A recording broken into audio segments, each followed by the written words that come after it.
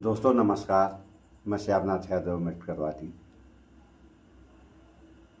बेटी पढ़ाओ बेटी बचाओ का नारा देने वाली मोदी सरकार और ख़ास तौर से मोदी औरतों के मामले में क्या कर रहे हैं, अभी आप लोगों को तो इस वीडियो में हम दिखाएंगे ही।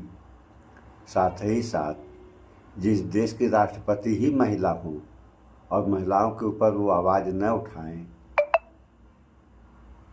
तो क्या होगा।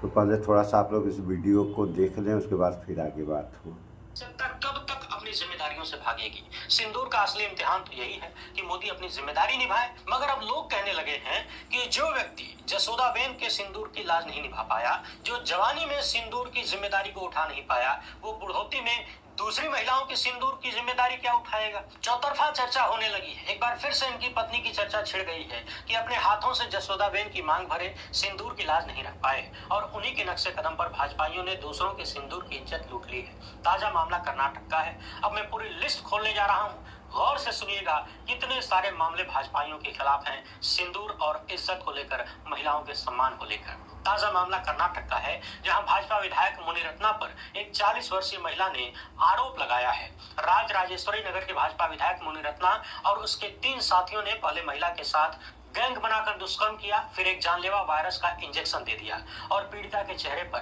पेशाब किया। ये सिंदूर की लाज रखना है, ये सिंदूर का सम्मान करना है भाजपाइयों का। शर्मनाक तो ये है कि महिला के भाजपा कार्यकर्ता होने की खबर है, यानी भाजपा विधायक ने भाजपा की कार्यकर्ता को ही कथित रूप से इस तरह से प्रताड़ित किया।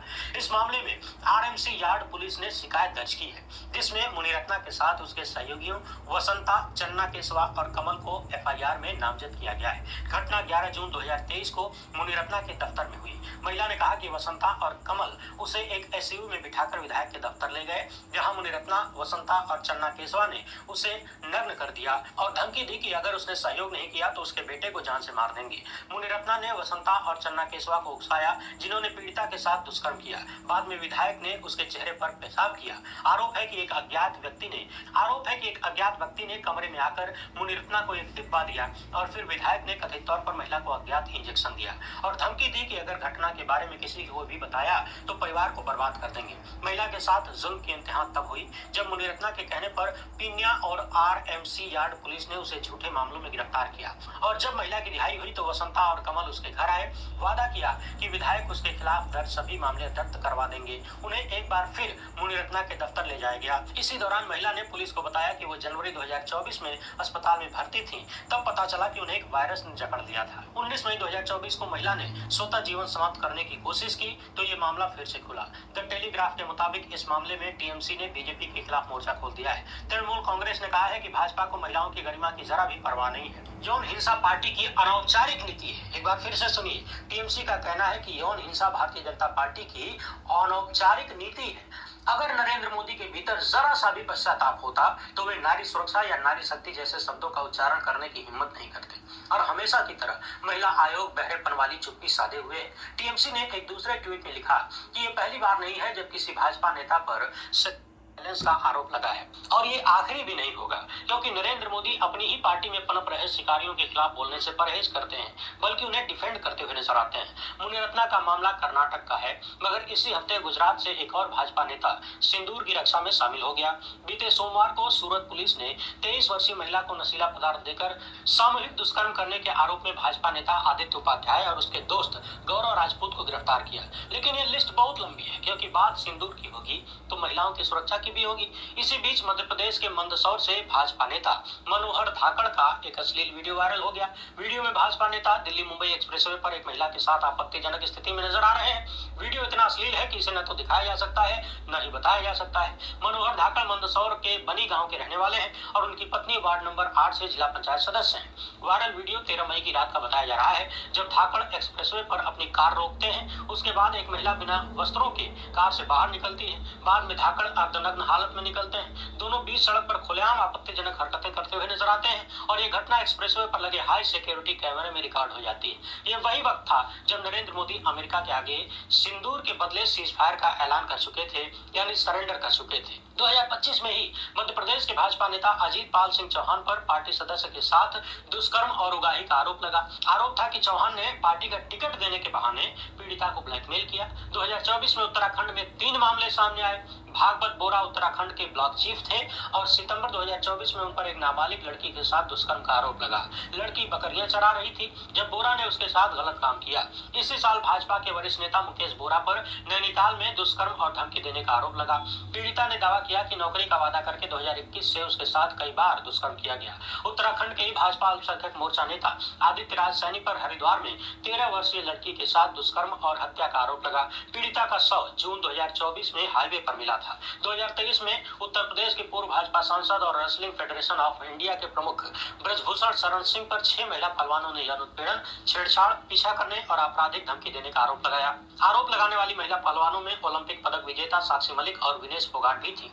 आरोप है कि ब्रजभूषण ने 2012 से 2022 तक महिला पहलवानों का शोषण किया और जून 2023 में जब दिल्ली पुलिस ने इस मामले में 1000 पेज का आरोप पत्र दायर किया तो इन आरोपों को दर्ज किया। मई 2024 में दिल्ली की एक कोर्ट ने 5 पहलवानों के मामले में यौन उत्पीड़न और छेड़छाड़ के आरोप तय किए और सजा का ऐलान अभी बाकी है। भाजपा ने ब्रजभूषण शरण सिंह को 2024 के लोकसभा चुनाव में टिकट नहीं दिया, लेकिन उनके बेटे को मैदान में उतारा। ये ब्रजभूषण के दबदबे के चलते हुआ। मोदी को बताना चाहिए कि उन्होंने महिला पहलवानों के सिंदूर का क्या किया।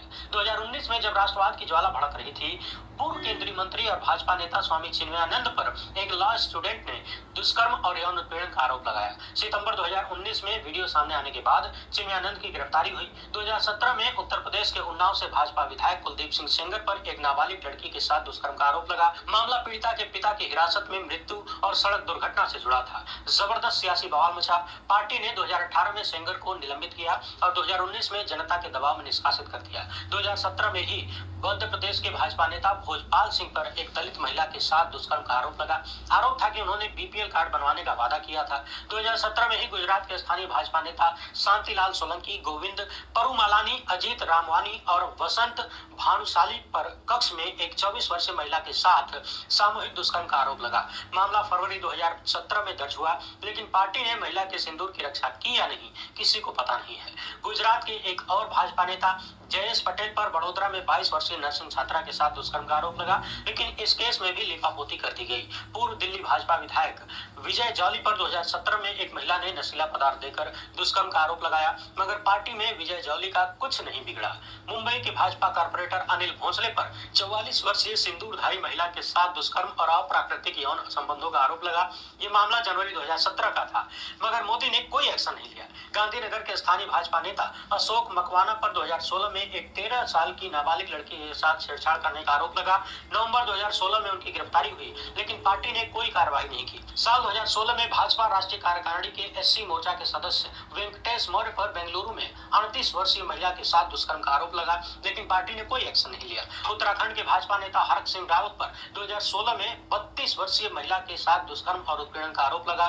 2015 में गुरुग्राम में भाजपा नेता उमेश अग्रवाल पर फरीदाबाद में एक होटल में 30 वर्षीय महिला को नशीला पदार्थ देकर दुष्कर्म करने का आरोप लगा। 2014 में मध्य प्रदेश के भाजपा नेता हामिद सदर पर असम की एक नाबालिग लड़की के साथ यौन उत्पीड़न और तस्करी का आरोप लगा। 2014 में ही राजस्थान के सांसद निहाल चंद पर 20 वर्षीय महिला के यौन उत्पीड़न का आरोप लगा, लेकिन पार्टी ने क्या एक्शन लिया, किसी को पता नहीं। कुछ हाई प्रोफाइल मामलों में भाजपा ने जनता के दबाव में कार्रवाई की, जैसे कुलदीप सिंह सेंगर, आदित्य राज सैनी और अजीत पाल सिंह चौहान को निष्कासित करना, मगर 2014 से 17 तक अधिकतर मामलों में कोई सार्वजनिक कार्रवाई नजर नहीं आई। एडीआर की रिपोर्ट के मुताबिक भाजपा सांसदों और विधायकों पर किसी भी दूसरी पार्टी के मुकाबले यौन उत्पीड़न और दुष्कर्म के मामले ज्यादा हैं। और आज जब नरेंद्र मोदी रगों में सिंदूर बहने की बात कर रहे हैं, उन्हें बताना चाहिए कि महिलाओं की आबरू से खेलने वाले इन भाजपा नेताओं की रगों में क्या बहता है, कौन सा खून बहता है। सिंदूर बहता है, लिपस्टिक बहती है, काजल बहता है, क्या बहता है, कुछ तो बहता होगा। पाउडर है, बता दीजिए, क्रीम पाउडर, जो भी बहता हो। अब इतने सारे उदाहरण देखने के बाद आप जनता को समझ में आ ही गया होगा कि नरेंद्र मोदी की फर्जी डायलॉग बाजी में कितनी सच्चाई है, उनकी रगों में क्या बहता है और किस तरीके से एक बार फिर से अच्छी बातें करके जनता को टोपी पहनाने का प्रयास हो रहा है। वीडियो पसंद आई हो तो ज्यादा से ज्यादा लोगों तक पहुंचाएं। सुनिए आप लोगों ने, हमसे जुड़ने के लिए बहुत बहुत ये हाल है और अभी हम एक पोस्ट भी दिखा रहे हैं, इसी से संबंधित ये भी है। तो ये सही है कि इन लोगों से कौन बचाएगा महिलाओं को। तो ये एक पोस्ट है, इस पे लिखा हुआ है, मध्य प्रदेश के मंदसौर में बीजेपी नेता मनोहर लाल धाकड़ का वीडियो सामने आया है। वो दिल्ली मुंबई एक्सप्रेस वे पर गाड़ी रुकवाता है, उसमें से एक न्यूड महिला निकलती है, फिर बीजेपी नेता सड़क पर ही उसके साथ संभोग करता है। हाईवे के सीसीटीवी में घटना कैद हो गई। पुलिस ने एफआईआर दर्ज कर ली है। बीजेपी ने 3 दिन बाद भी मनोहर लाल पर कोई एक्शन नहीं लिया है। उसकी पत्नी जिला पंचायत सदस्य है। तो थोड़ा आप लोग वीडियो भी देख लें। देखिए, ये है वीडियो, ये हाल है। तो इन लोगों से, यानी अब इन लोगों को क्या कहा जाए, इन लोगों को कहना तो गलत होगा, इन हैवानों से महिलाओं को कौन बचाएगा। जबकि मोदी ने तो बहुत बड़ी बड़ी बातें की, महिला शक्तिकरण और क्या क्या न जाने, बेटी पढ़ाओ बेटी बचाओ, और राष्ट्रपति भी महिला, और तमाम सांसद विधायक बीजेपी में महिला हैं। इन लोगों के भी मुंह में दही जम गया, कोई आवाज़ नहीं निकल रही है। ऐसा क्यों? इस पे आप लोग विचार करें। और यही ऐसा ही होता रहा तब क्या इस देश और देश की जनता, जिसमें खास तौर से आधी आबादी महिलाओं की है, इन लोगों का क्या होगा। और संविधान के अंतर्गत अगर काम होते तो सारी समस्याओं का समाधान हो जाता। जैसे लग रहा है कि इस देश में संविधान नाम की कोई चीज़ अब रह नहीं गई है।